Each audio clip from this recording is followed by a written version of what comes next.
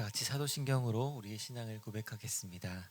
전능하사 천지를 만드신 하나님 아버지를 내가 믿사오며 그 외아들 우리 주 예수 그리스도를 내가 믿사오니 이는 성령으로 잉태하사 동정녀 마리아에게서 나시고 본디오 빌라도에게 고난을 받으사 십자가에 못 박혀 죽으시고 장사한 지 사흘 만에 죽은 자 가운데서 다시 살아나시며 하늘에 오르사 전능하신 하나님의 우편에 앉아 계시다가 저리로서 산자와 죽은 자를 심판하러 오시리라. 성령을 믿사오며 거룩한 공예와 성도가 서로 교통하는 것과 죄를 사하여 주시는 것과 몸이 다시 사는 것과 영원히 사는 것을 믿사옵나이다. 아멘. 찬송가 336장을 함께 찬송하시겠습니다. 찬송가 336장입니다.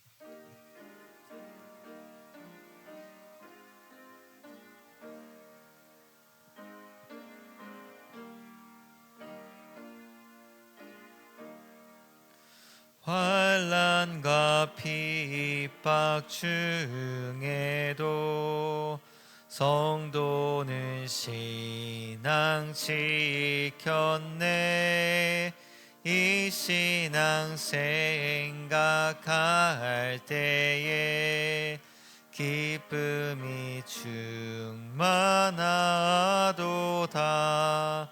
성도의 신앙 따라서 죽도록 충성하겠네. 옥중에 매인 성도나 양심은 자유 얻었네. 우리도 고난 받으면 죽어도 영광 되도다. 성도의 신앙 따라서 죽도록 충성하겠네. 성도의 신앙 본받아 원수도 사랑하겠네. 인자한 언어 행실로 이 신앙 전파하리라. 성도의 신앙 따라서 죽도록 충성하겠네.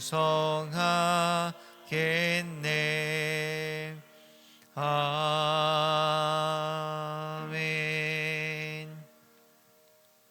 오늘 우리가 함께 나눌 말씀은 욥기 16장 1절에서 17절까지 말씀입니다. 제가 가진 성경으로는 구약 777쪽쯤에 있습니다. 욥기 16장 1절부터 17절까지 말씀입니다. 제가 1절부터 한 절씩 교독하시겠습니다. 욥이 대답하여 이르되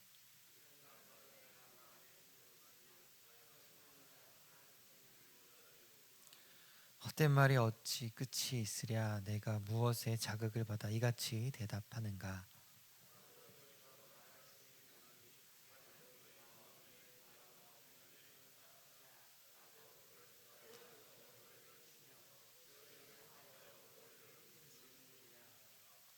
그래도 입으로 너희를 강하게 하며 입술의 위로로 너희의 근심을 풀었으리라.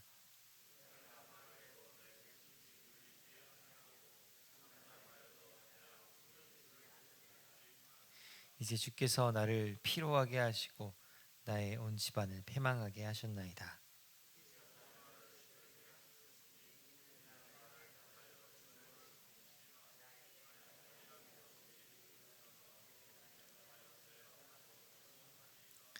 그는 진노하사 나를 찢고 적대시하시며 나를 향하여 이를 갈고 원수가 되어 날카로운 눈초리로 나를 보시고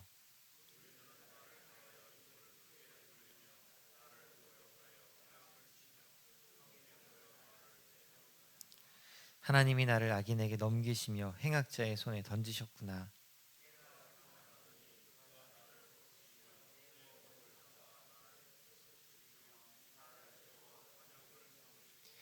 그의 화살들이 사방에서 날아와 사정없이 나를 쏘므로 그는 내 콩팥들을 꿰뚫고 그는 내 쓸개가 땅에 흘러나오게 하시는구나.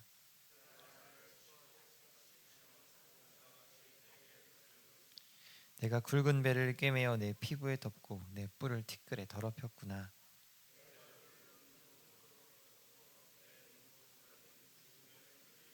함께 읽겠습니다. 그러나 내 손에는 포악이 없고 나의 기도는 정결하니라. 아멘. 우리 이른 새벽에 주님의 전에 올라오시면서 10분의 성도님께서 1천 번째 예물을 드리셨고 한 분의 성도님께서 감사의 예물을 드리셨습니다. 감사의 제목을 나누겠습니다. 구원과 생명 복의 근원이신 주님께 감사와 찬송을 드립니다. 아멘. 네, 우리 새벽 예배에 나오신 성도님들을 환영하고 축복합니다. 오늘 말씀은 부서지고 무너지고 깨어진 그 욥의 아픔이 절절하게 묘사되고 있는 그런 말씀입니다. 욥은 자신을 판단하고만 있는 친구들을 향해 탄식하였고 또 하나님이 주신 고통에 대해 탄식하고 있는 본문이 오늘 본문인 것입니다. 먼저 2절 말씀해 보시면 욥은 친구들을 향해 이렇게 이야기합니다. 너희는 다 재난을 주는 위로자들이다 라는 호칭입니다. 사실 위로자라는 말과 또 재난을 준다라는 말은 완전히 반대되는 말처럼 보입니다. 욥은 이런 역설적인 표현을 통해서 친구들의 위로가 고통을 덜어주는 것이 아니라 오히려 재난처럼 고통을 더 가중시키고 있다는 것을 말하고 있습니다. 그러면서 욥은 4절에 사실 나도 너희처럼 말할 수 있다라고 이야기합니다. 욥과 친구들의 입장이 바뀌었다고 가정한다면 욥도 얼마든지 고통받는 자들을 향해 신앙의 규범을 가지고 공격하고 조롱할 수 있다는 의미입니다. 하지만 욥은 5절 말씀해 보시면 그래도 나는 그렇게 하지 않았을 것이라고 이야기합니다. 만약 욥과 친구들의 입장이 바뀌었다면 욥은 정죄가 아닌 입술의 위로로 너희의 근심을 풀어주었으리라 라고 이렇게 이야기합니다.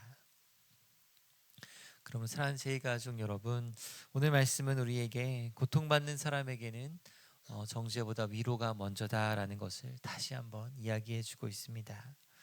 고통의 원인이 돼 이것 때문일 거야, 이걸 회개해야 돼 라고 말하는 것은 오히려 재난을 주는 위로와 같다라고 이야기합니다.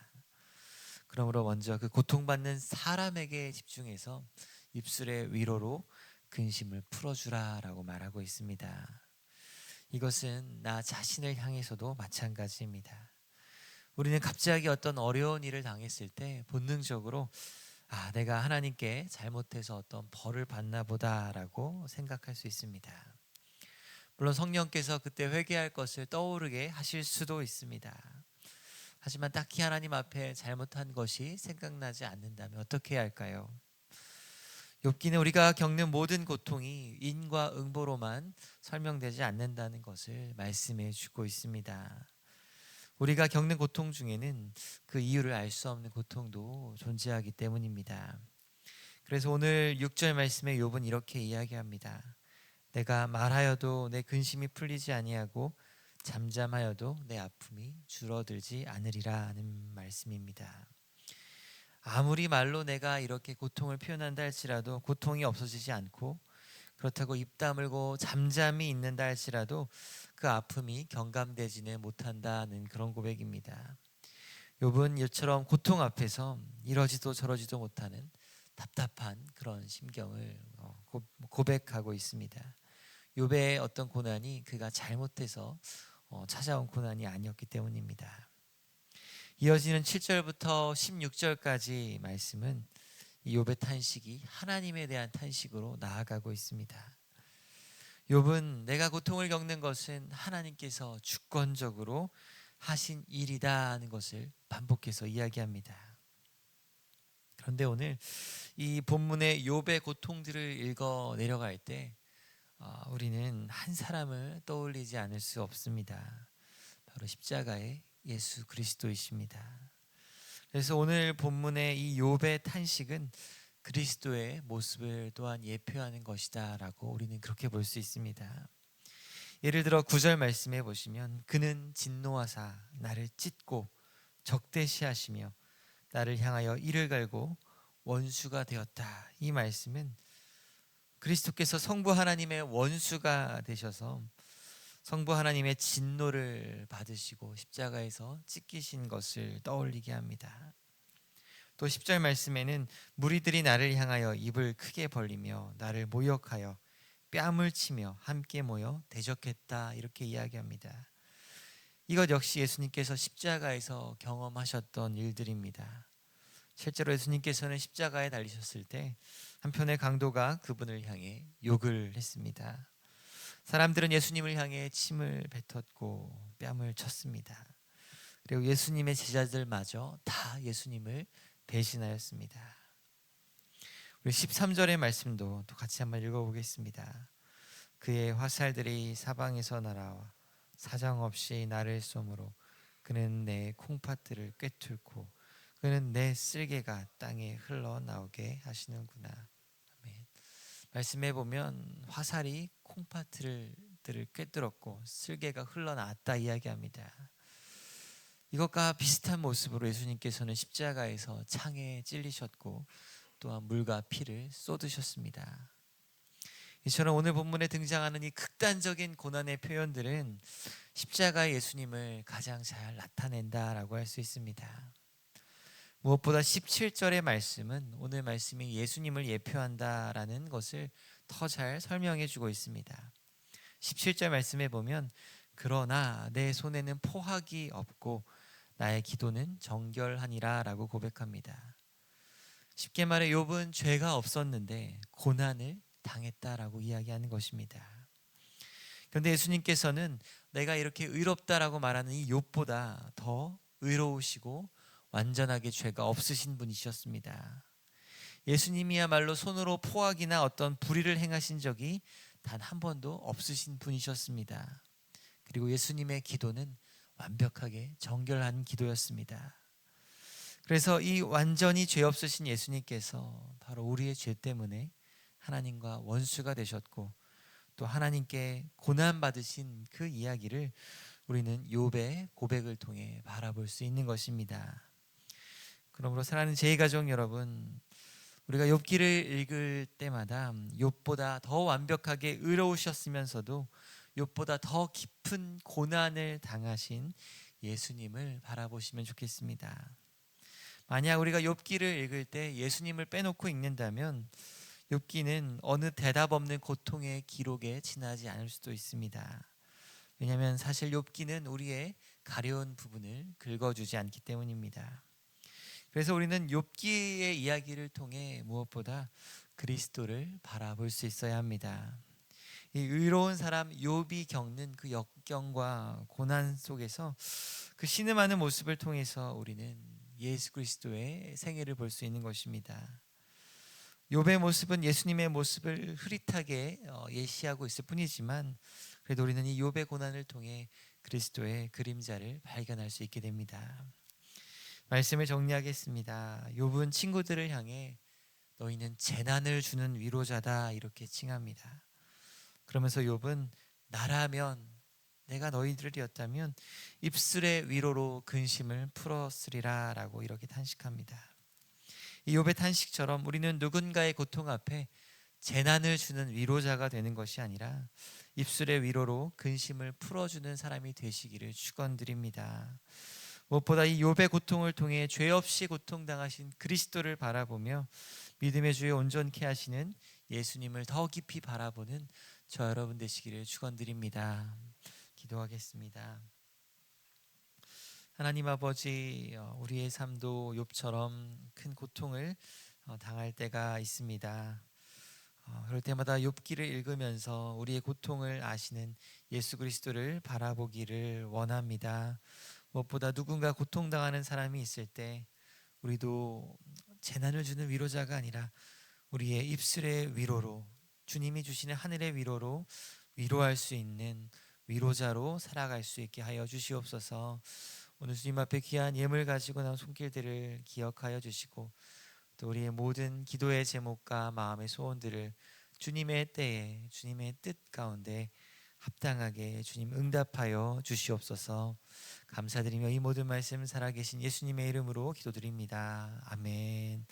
하늘에 계신 우리 아버지여, 이름이 거룩히 여김을 받으시오며 나라의 임하옵시며 뜻이 하늘에서 이룬 것 같이 땅에서도 이루어지이다.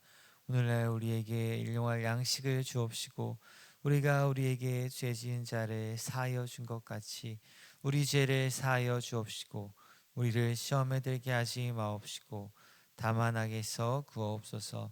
대개의 나라와 권세와 영광이 아버지께 영원히 있사옵나이다. 아멘.